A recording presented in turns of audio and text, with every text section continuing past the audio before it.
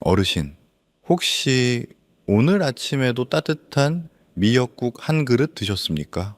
그리고 그 옆에 김치 한 조각도 함께 드셨습니까? 드셨다면 지금 이 영상을 끝까지 꼭 보셔야 합니다. 지금 이 순간 대한민국에는 투석기에 몸을 맡긴 채 하루하루를 버티고 있는 분들이 10만 명이 넘습니다. 10년 전보다 2배가 늘어난 숫자입니다. 그런데 그분들 중 대부분은 병원에 오시기 전까지 단 한 번도 콩팥이 아프다는 신호를 느끼지 못하셨습니다. 매일 건강을 위해 챙겨 드신 그 미역국이 사실은 콩팥을 조용히 무너뜨리고 있었기 때문입니다. 미역이 나쁜 것이 아닙니다. 문제는 우리가 미역과 함께 매일 반복하는 세 가지 습관입니다. 거의 모든 한국 가정에서 아무도 의심하지 않고 해온 그 습관들입니다. 저는 20년간 신장내과에서 수천 명의 환자를 치료해온 최동현입니다. 오늘 저는 그 불편한 진실을 여러분께 가감없이 말씀드리겠습니다. 어제 저녁, 음, 저는 응급실에서 73살 할머니 한 분을 만났습니다. 보호자분들이 구급차를 부른 이유는 단 하나였습니다. 할머니께서 갑자기 소변이 나오지 않으셨기 때문입니다. 검사 결과는 급성 신부전이었습니다. 콩팥이 갑자기 기능을 멈춰버린 것입니다. 보호자분께 식사 습관을 여쭤보았습니다. 할머니는 매일 아침 미역국을 드셨고 항상 김치와 자반 반찬을 곁들이셨습니다. 건강을 위해 정성껏 차린 그 밥상이 콩팥을 무너뜨린 원인 중 하나였다는 말씀을 드렸을 때 따님은 그 자리에서 눈물을 흘리셨습니다. 어르신, 콩팥은 우리 몸에서 가장 억울한 장기입니다. 하루에 200리터의 혈액을 묵묵히 걸러내면서도 70%가 망가질 때까지 단 한 번도 아프다는 신호를 보내지 않습니다. 그래서 더 무섭습니다. 이상을 느꼈을 때는 이미 되돌리기 어려운 상태인 경우가 많습니다. 오늘 제가 말씀드릴 내용은 단순한 건강 상식이 아닙니다. 미역과 함께 매일 반복되는 세 가지 습관이 왜 콩팥을 조용히 망가뜨리는지, 그리고 오늘 당장 식탁에서 무엇을 바꾸셔야 하는지 20년 임상 경험을 바탕으로 하나씩 말씀드리겠습니다. 이 영상이 도움이 되실 것 같다면 지금 구독 버튼을 눌러 주십시오. 앞으로도 어르신의 건강을 지키는 정확한 정보를 계속 전해드리겠습니다. 자, 그럼 지금부터 시작하겠습니다. 지금 이 순간 전국의 수많은 부엌에서 똑같은 장면이 펼쳐지고 있습니다. 뽀얀 김이 오르는 미역국 한 그릇, 그 옆에 빨간 김치 한 접시, 그리고 짭조름한 자반이나 장조림 한 종지. 어르신들에게 이것은 평생 함께 해온 가장 익숙하고 정겨운 아침 밥상입니다. 어머니가 차려주시던 그 밥상, 그리고 지금 내가 가족을 위해 차리는 그 밥상입니다. 어르신, 솔직하게 여쭤보겠습니다. 미역국을 드실 때 김치 없이 드신 적이 있으십니까? 아마 대부분의 어르신들께서 고개를 저으실 겁니다. 당연한 일입니다. 미역국과 김치는 한국인의 밥상에서 평생 함께 해온 단짝이니까요. 그런데 바로 그 익숙함이 나이가 들면서 콩팥을 조용히 갉아먹는 가장 무서운 함정이 됩니다. 여기서 한 가지 먼저 말씀드리고 싶은 것이 있습니다. 일부 어르신들께서는 이런 말씀을 하십니다. 미역국에 파를 넣는다느니 넣지 않는다느니 하는 이야기들이 있는데 그것은 오늘 제가 드리고 싶은 말씀의 핵심이 아닙니다. 그보다 훨씬 더 중요하고 훨씬 더 많은 분들께 해당되는 진짜 문제가 있습니다. 바로 미역국 옆에 늘 함께 오르는 김치와 짠 반찬입니다. 이것이 콩팥을 조용히 무너뜨리는 진짜 범인입니다. 그 이유를 아주 쉽게 설명해 드리겠습니다. 김치 한 접시, 자반 한 토막, 장조림 한 숟가락. 이것들의 공통점이 무엇일까요? 바로 나트륨입니다. 우리 어르신들이 즐겨 드시는 발효 반찬과 절임 음식에는 나트륨이 매우 많이 들어 있습니다. 젊고 건강한 콩팥은 이 나트륨을 소변으로 걸러내는 힘이 충분합니다. 그런데 60살이 넘으면서 콩팥의 역과 기능은 해마다 조금씩 떨어집니다. 힘이 빠진 콩팥은 밀려드는 나트륨을 다 걸러내지 못하고 혈액 속에 나트륨이 조금씩 쌓이기 시작합니다. 혈액 속 나트륨 농도가 높아지면 어떻게 될까요? 혈압이 오르고 콩팥으로 가는 혈관의 압력이 높아집니다. 이 압력이 매일매일 반복되면 콩팥에 아주 가느다란 모세 혈관들이 조금씩 상처를 입기 시작합니다. 마치 낡은 호스의 수압을 너무 높이면은 호스 안쪽이 서서히 터지는 것과 같은 원리입니다. 그런데 여기서 끝이 아닙니다. 더 심각한 문제가 있습니다. 김치와 된장, 간장 같은 발효식품에는 나트륨뿐만 아니라 인 성분도 상당히 많이 들어 있습니다.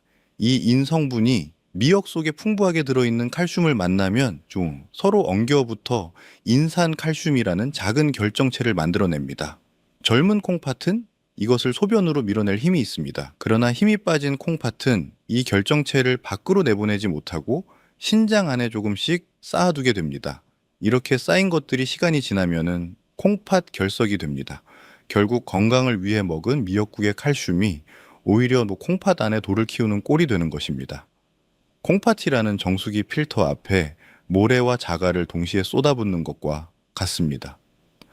대한신장학회가 2022년에 발표한 자료에 따르면 나트륨 과잉 섭취는 만성 콩팥병을 빠르게 악화시키는 독립적인 위험 요인 1위입니다. 특히 60대 이상 한국인에게서 이 연관성이 가장 뚜렷하게 나타난다고 명시되어 있습니다. 제가 진료했던 70한 살박 할머니의 이야기를 드리겠습니다. 할머니는 평생 건강하게 사셨고 음식도 직접 담가 드실 만큼 손맛이 좋으신 분이었습니다. 매일 아침 미역국을 드셨고 직접 담근 김치와 간장에 조린 자반을 빠뜨리지 않으셨습니다. 그러던 어느 날 허리와 옆구리에 참기 어려운 통증이 찾아왔습니다. 병원에서 검사를 해보니 양쪽 콩팥에 크고 작은 결석이 여러 개 박혀 있었고 혈압은 180까지 올라 있었습니다. 할머니께서 저에게 이렇게 말씀하셨습니다. 평생 몸에 좋은 것만 먹으려고 노력했는데 어디서 잘못된 건지 모르겠다고요. 그 말씀을 들으며 저는 가슴이 너무나 아팠습니다. 어르신, 잘못하신 것이 없습니다. 다만 몰랐을 뿐입니다. 그리고 오늘 이제 아셨습니다. 오늘부터 미역국을 드실 때는 짠 김치와 절인 반찬을 곁들이는 횟수를 줄여주십시오. 대신 간을 하지 않은 두부 한 조각이나 살짝 데친 애호박을 곁들이시면 콩팥에 부담을 주지 않으면서도 든든하게 한 끼를 마치실 수 있습니다. 어르신, 오늘부터 미역국 옆에 짠 반찬을 한 가지만 줄여보시겠습니까? 그 작은 변화 하나가 콩팥의 수명을 몇 년은 늘려줄 것입니다. 그런데 어르신 짠 반찬을 줄이는 것만으로는 충분하지 않습니다. 지금부터 말씀드릴 두 번째 습관은 어쩌면 오늘 아침에도 그리고 평생 동안 반복해 오신 바로 그 조리 방법에 숨어 있습니다. 어르신, 한 가지 여쭤보겠습니다. 미역국을 끓이실 때 냄비를 먼저 달구고 참기름을 두른 뒤 불린 미역을 넣고 달달 볶으셨습니까? 그렇게 해야 국물이 뽀얗게 우러나고 고소한 맛이 깊어진다고 배우셨습니까? 아마 대부분의 어르신들께서 고개를 끄덕이실 겁니다. 어머니께서 그렇게 하셨고 할머니께서도 그렇게 하셨으니까요. 저도 어릴 적 어머니가 미역을 볶을 때 올라오던 그 고소한 냄새를 지금도 기억합니다. 그것은 사랑의 냄새였습니다. 가족을 위해 정성껏 끓이는 마음이 담긴 냄새였습니다. 그런데 어르신, 의사로서 오늘 꼭 말씀드려야 할 불편한 진실이 있습니다. 그 고소한 냄새가 올라오는 순간 사실 참기름은 비명을 지르고 있었습니다. 그리고 그 비명 소리는 콩팥에 조용히 독을 붓고 있다는 신호였습니다. 이유를 과학적으로 그러나 아주 쉽게 설명해 드리겠습니다. 참기름은 본래 우리 몸에 아주 이로운 불포화 지방산이 풍부한 기름입니다. 그런데 참기름에는 치명적인 약점이 하나 있습니다. 바로 발연점이 매우 낮다는 것입니다. 발연점이란 기름이 타기 시작하는 온도입니다. 참기름의 발연점은 160도에서 170도 사이입니다.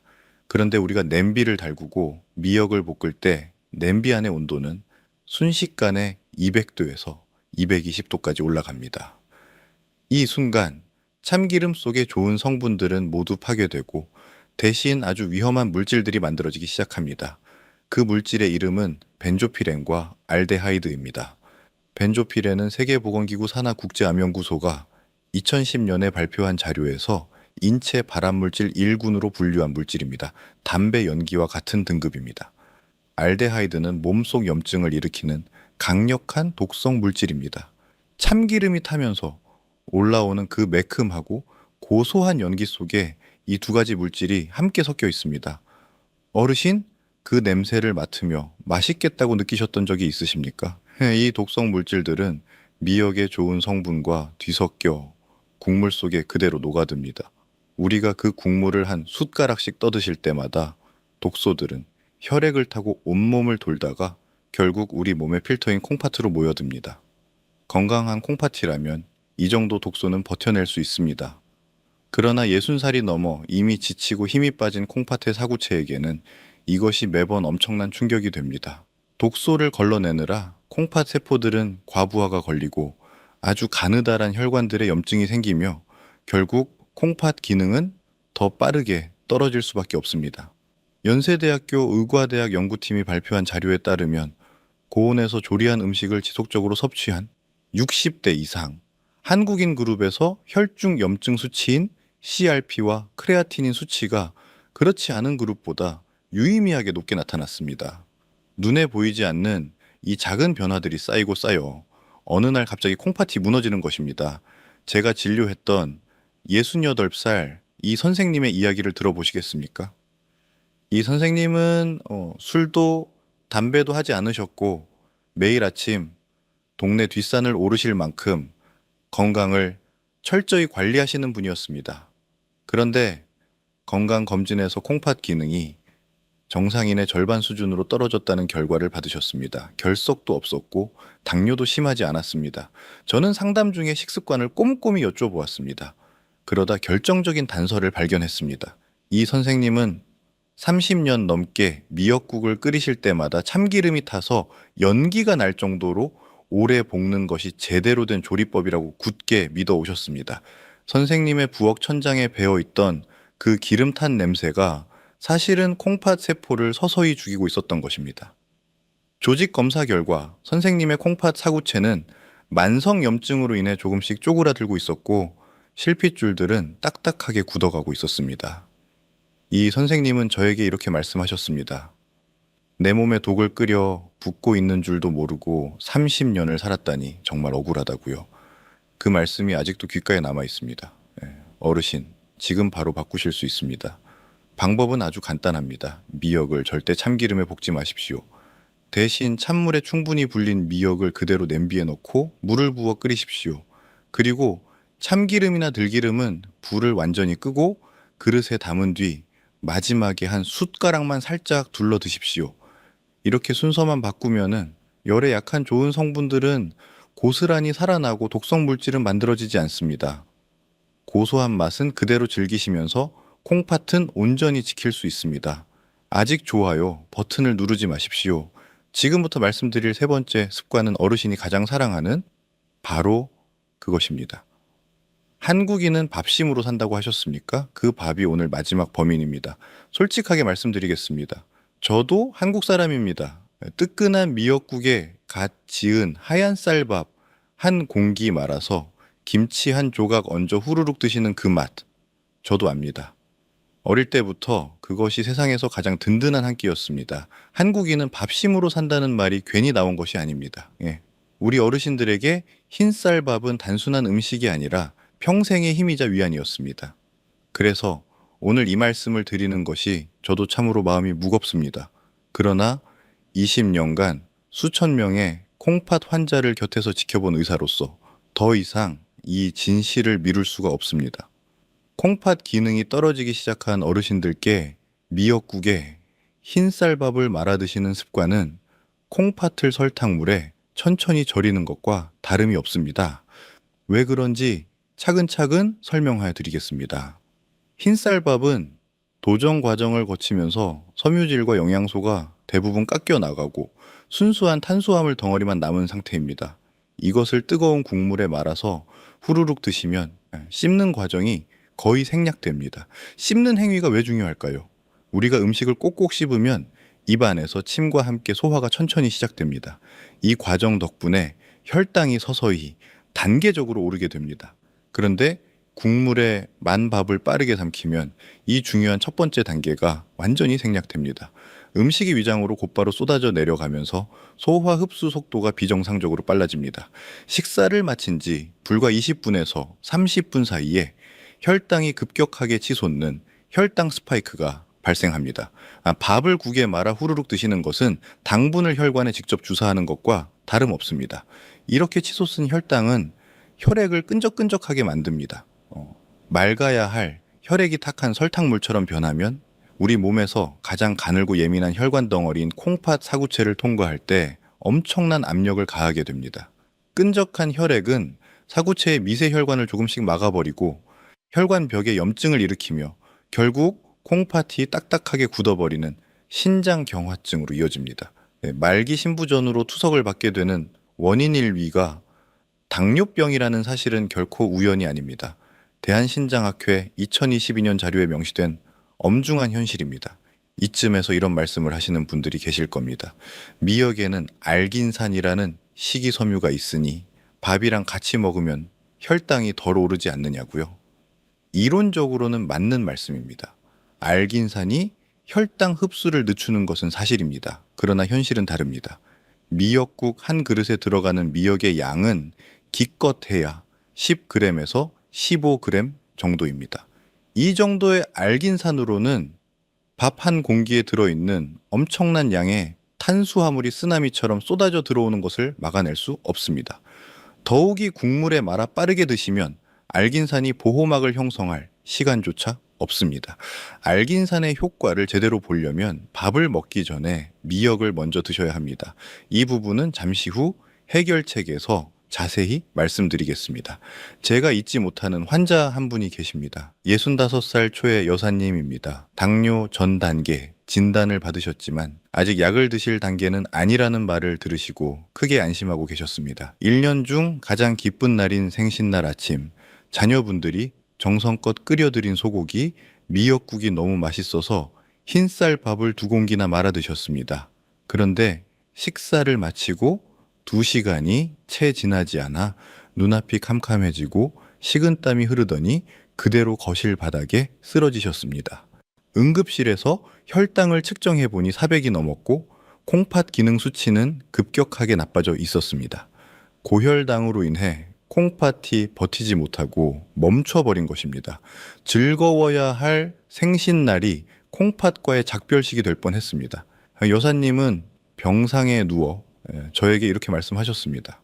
밥심으로 산다고 생각해서 든든하게 먹었는데 그 밥이 내 콩팥을 공격할 줄은 꿈에도 몰랐다고요. 그 목소리가 아직도 귀에 남아 있습니다. 어르신, 마지막으로 미역국에 밥을 말아 드신 게 언제입니까? 혹시 오늘 아침은 아닙니까? 오늘부터는 밥을 국에 말지 마십시오. 밥은 따로 덜어 천천히 씹어 드십시오. 이것만 바꾸셔도 콩팥이 받는 충격이 크게 줄어듭니다. 그리고 지금부터 말씀드릴 해결책까지 함께 실천하신다면 미역은 콩팥을 망가뜨리는 음식이 아니라 콩팥을 살리는 가장 강력한 보약이 될 것입니다.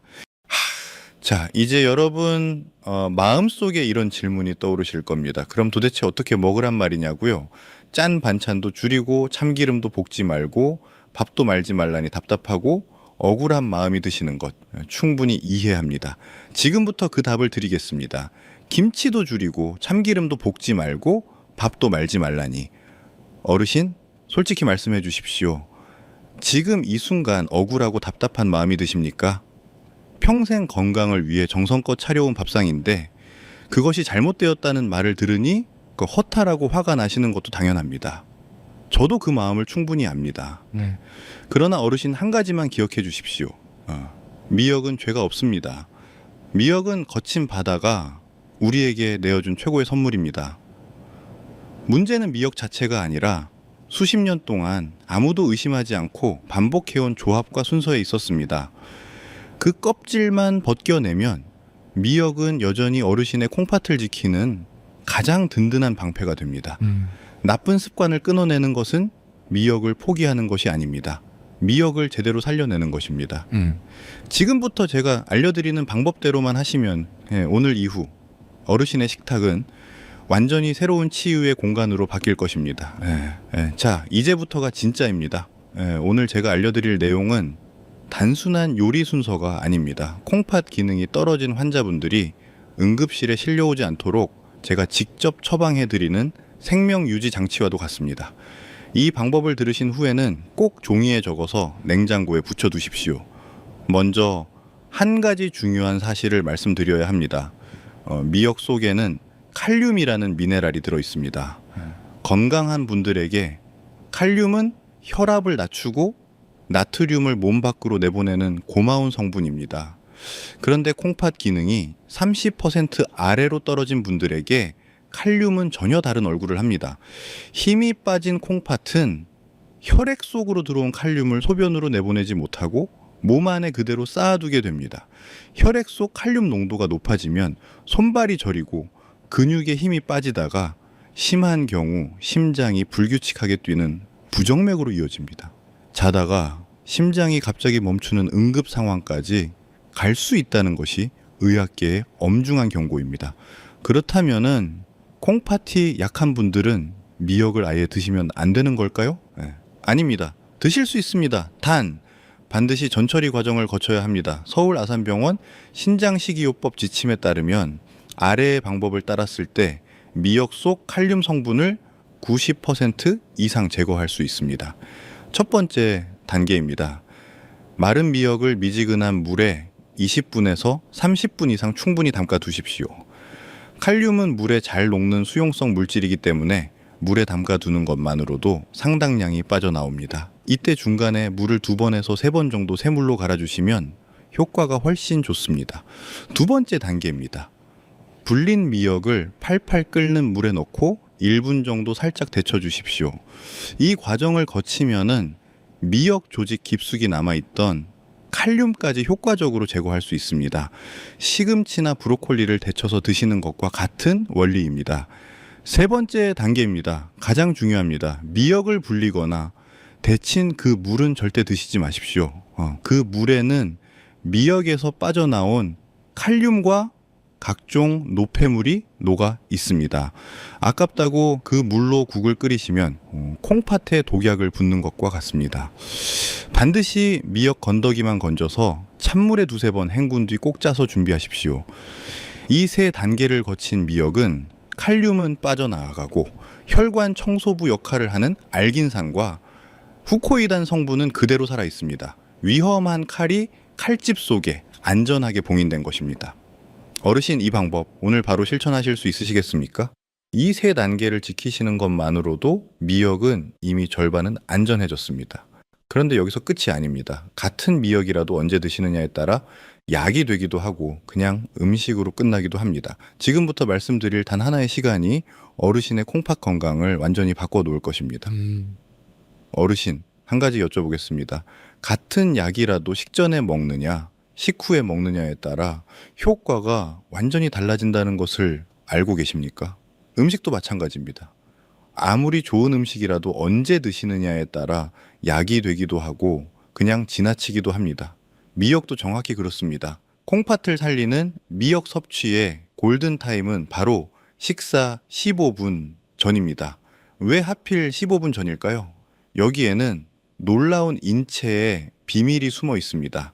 우리가 빈속에 미역을 먼저 먹으면 그 미역 속의 알긴산 성분이 위장벽에 얇고 투명한 젤 형태의 보호막을 만들기 시작합니다.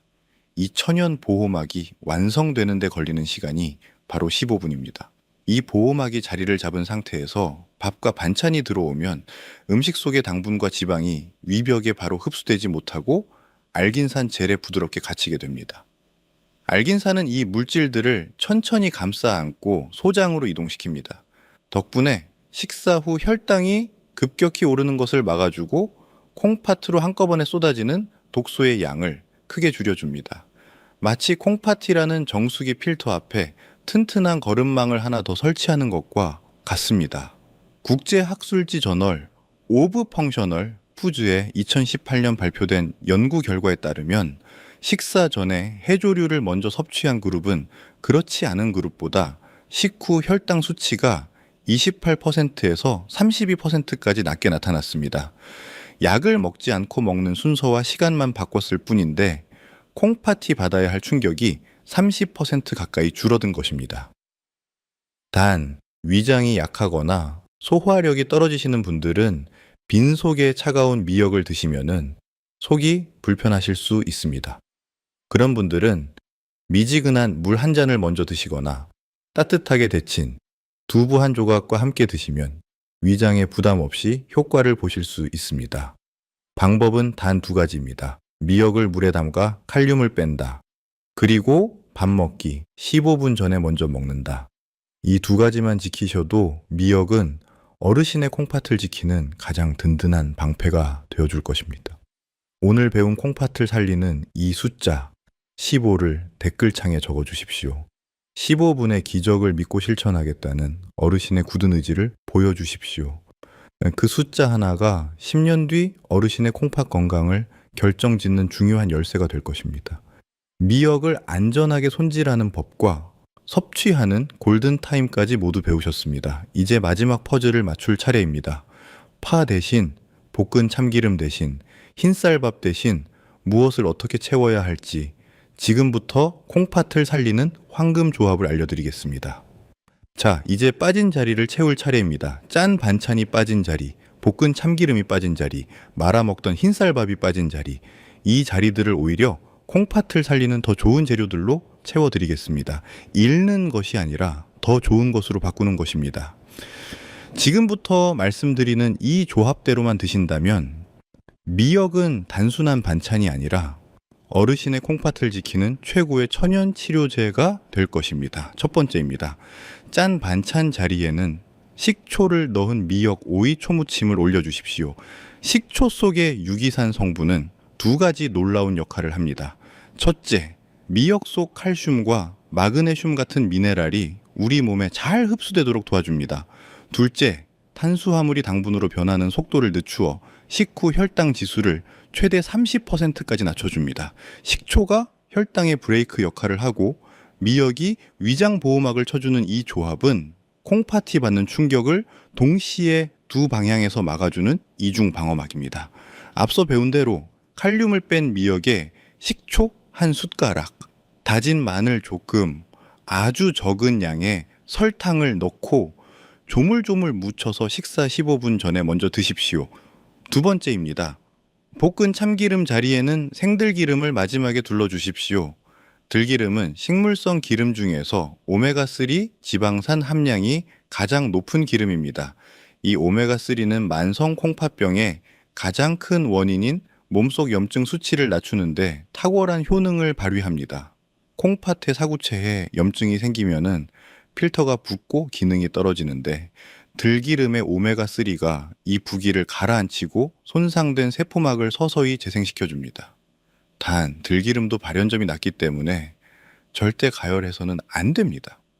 국이 다 끓고 불을 완전히 끈 뒤 그릇에 담고 나서 생들기름 한 숟가락을 살짝 둘러 드십시오.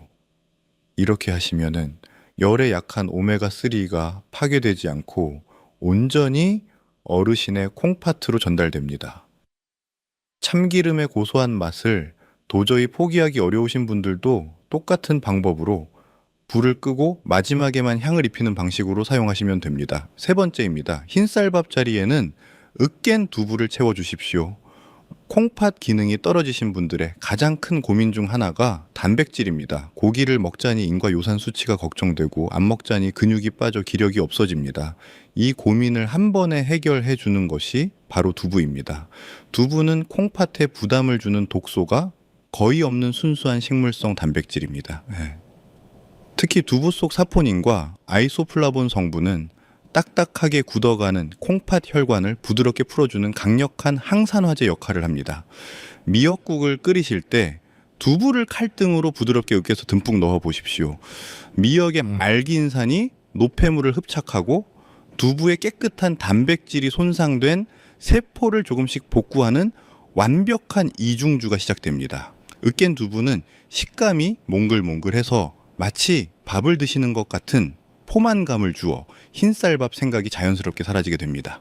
네 번째입니다. 국물 맛을 내는 자리에는 마늘과 양파를 넣어 주십시오.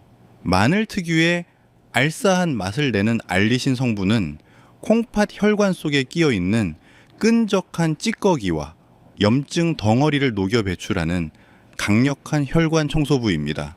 양파의 풍부한 퀘르세틴 성분은 딱딱하게 굳어가는 콩팥 모세 혈관을 부드럽게 풀어주어 혈액순환을 돕고 혈압을 낮추는 데 탁월한 효과를 발휘합니다. 이 두 가지를 듬뿍 넣으시면은 국물 맛은 깊어지고 콩팥은 든든해집니다. 제가 이토록 확신을 가지고 말씀드리는 이유가 있습니다.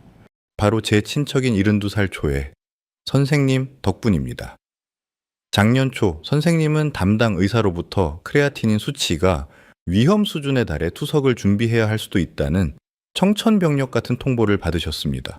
삶의 의욕을 잃으시고 식사도 거부하시던 선생님께 저는 간곡하게 부탁드렸습니다. 딱 6개월만 제가 알려드리는 대로 해보자고요. 그날부터 선생님은 흰쌀밥 대신 으깬 두부를 주식으로 드시고 식사 15분 전에는 반드시 식초를 넣은 미역 오이 초무침을 드셨습니다. 국에는 마늘과 양파를 듬뿍 넣고 불을 끄고 나서 생들기름을 한 숟가락 둘렀습니다. 한 달이 지나자 몸의 부기가 빠지기 시작했고 2달이 지나자 소변의 거품이 사라졌습니다. 그리고 6달 뒤 선생님은 진료실에서 제 손을 잡고 어린아이처럼 우셨습니다. 크레아티닌 수치가 안정권으로 돌아왔고 당장 투석을 하지 않아도 된다는 판정을 받으셨기 때문입니다. 고가의 약이나 복잡한 시술이 없어도 매일 먹는 식재료의 조합만 바꾸어도 죽어가던 콩팥은 다시 숨을 쉴 수 있습니다. 이제 어르신의 식탁에는 4가지 황금, 조합이 자리를 잡았습니다. 식초, 오이 초무침, 생들기름, 으깬 두부, 그리고 마늘과 양파. 이 조합이 매일 어르신의 콩팥 곁에서 든든한 지원군이 되어줄 것입니다. 이제 마지막으로 오늘 배운 모든 것을 하나로 묶어 드리겠습니다. 지금 이 영상을 보시면서 떠오르는 얼굴이 있으십니까? 콩팥 걱정으로 밤잠을 못 이루는 분, 투석을 앞두고 두려움에 떨고 있는 분, 혹은 아무 증상이 없어서 오히려 더 모르고 지내는 소중한 가족. 그 얼굴이 떠오르신다면 지금 조용히 이 영상을 공유해 주십시오. 여러분의 공유 한 번이 그분의 남은 인생을 바꿀 수 있습니다. 오늘 우리가 함께 배운 것을 정리해 드리겠습니다. 멀리 하셔야 할 3가지입니다. 짠 김치와 절인 반찬을 미역국과 함께 드시는 습관, 참기름을 고온에서 볶는 조리법, 그리고 흰쌀밥을 국에 말아 빠르게 드시는 습관입니다. 실천하셔야 할 4가지입니다. 미역을 물에 담가 칼륨을 뺀 뒤 데쳐서 준비하는 전처리법, 식사 15분, 전에 먼저 드시는 골든타임, 식초 초무침과 으깬 두부와 마늘과 양파로 채우는 황금조합, 그리고 불을 끄고 나서 생들기름 한 숟가락을 마지막에 두르는 것입니다. 어르신, 콩팥은 침묵의 장기입니다. 아프다고 말하지 않습니다. 힘들다고 신호를 보내지 않습니다. 그렇기에 콩팥이 비명을 지르기 전에 우리가 먼저 손을 내밀어야 합니다. 오늘 이 영상을 끝까지 보신 것 자체가 이미 그 첫 번째 손길입니다. 오늘 배운 내용을 반드시 실천하겠다는 다짐을 담아 아래 댓글창에 건강이라는 2글자를 남겨주십시오. 우리가 서로 남기는 그 건강이라는 단어가 보이지 않는 힘이 되어 서로의 콩팥을 지켜줄 것입니다. 저 최동현도 여러분의 댓글 하나하나를 읽겠습니다. 어르신과 가족 모두 늘 강건하시고 하루하루가 활력으로 가득하시기를 진심으로 기도합니다. 감사합니다.